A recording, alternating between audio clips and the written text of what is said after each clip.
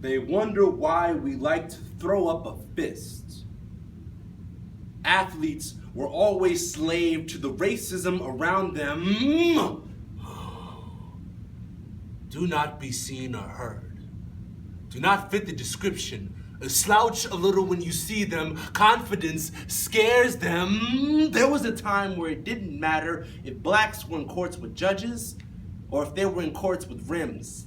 If they were in fields to pick up footballs or in fields to pick up cottons. When the sounds of patriotism silenced our own.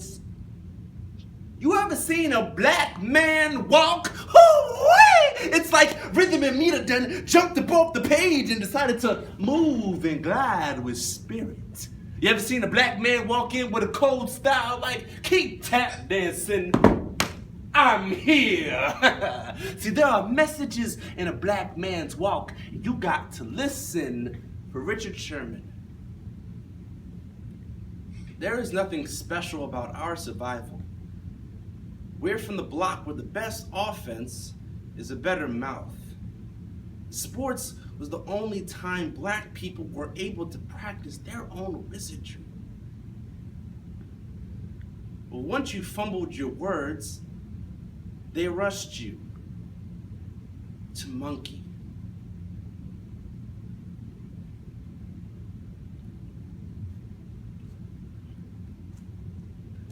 A program, because my confidence should label me as an animal. In the wake of Compton-born Stanford graduate Richard Sherman's post-game rant, my high school football teammate's mother offered me a sentiment via Facebook. It reads, "Dear Richard Sherman, what a piece of shit. This is what happens when you let them out the ghetto." I bet you want me to be a specific kind of black, don't you, ma'am? Not the angry woman going off at Walmart. Not the boys arguing on the bus. Not the kind that's dark enough to eat you. When a black man walks, a whole another generation lives to see another day, another poem, another seed, another sunrise, another mother breathing into her son's ear. Shh. Move easy. Move quietly. Do not quote Malcolm X. Stay away from Ancestry.com. You won't find what you're looking for. You didn't care when they told you that sports was no place for politics. A sprinter of the blocks with the kind of speed we hope change would come with. Black gloves closed under a fist. Holds it like a conversation that didn't need words. Do not throw up sideways peace signs. It looks too much like a gang sign. You are a gang sign. I bet you want the type of black with stars in it.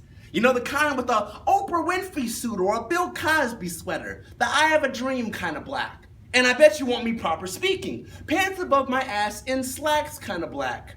Not the threatening kind. What else could they do with the black athlete whose grades jumped higher than his vertical? For example, football, a fourth quarter defense. If I'm covering the wide receiver and I tell him, "You ain't shit," it's not for the wide receiver per se. It's in hopes that the gust of wind will help alter his route. They'll only love you when you're no longer able to prove them wrong. I owe this to the animal inside of me. And the stiffness that blocks out the sun, suck this subterranean creature from me and show him proudly to the heavens when a black man walks. Listen. Listen to the orchestra under his feet. Pay attention to the vibrations he makes when he walks in the room. He often finds white women following closely behind him. But you can't blame a white sister for loving the way a black man walks. She understands some things. And is cool with the fact that her babies will have nappy hair. Even though she will not know how to comb it. These white women have decided that their tongues aren't worth checking, while people like Jameis Winston have to take speech development classes. You know, I want to tell every black athlete to go be as black and as beautiful as overexposed will let you. So go ahead, Serena. Crib walk all over the US Open. LeBron, Harlem Shake all over the NBA championships.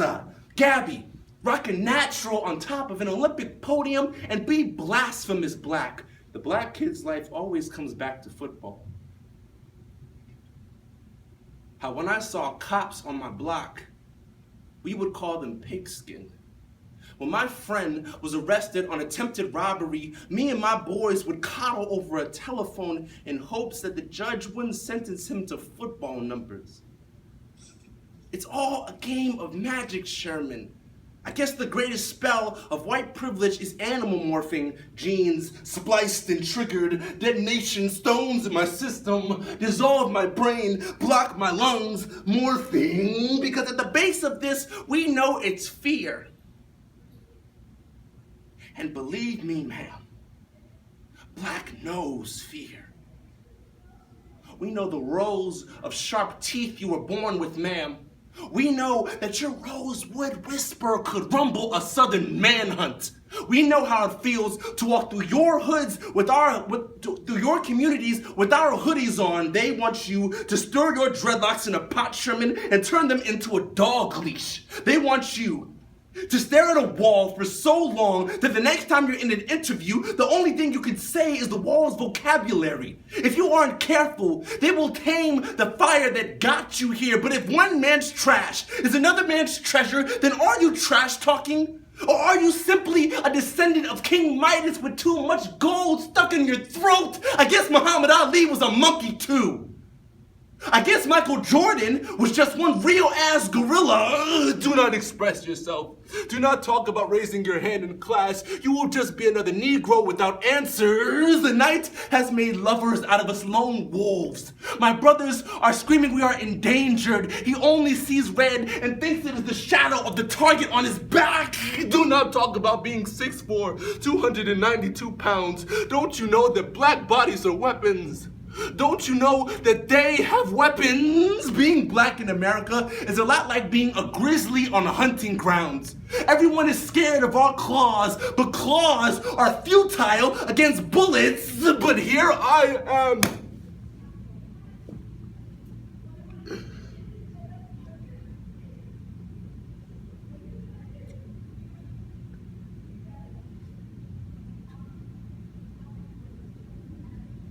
But here I am, the only one not outraged. Because I didn't expect anything different.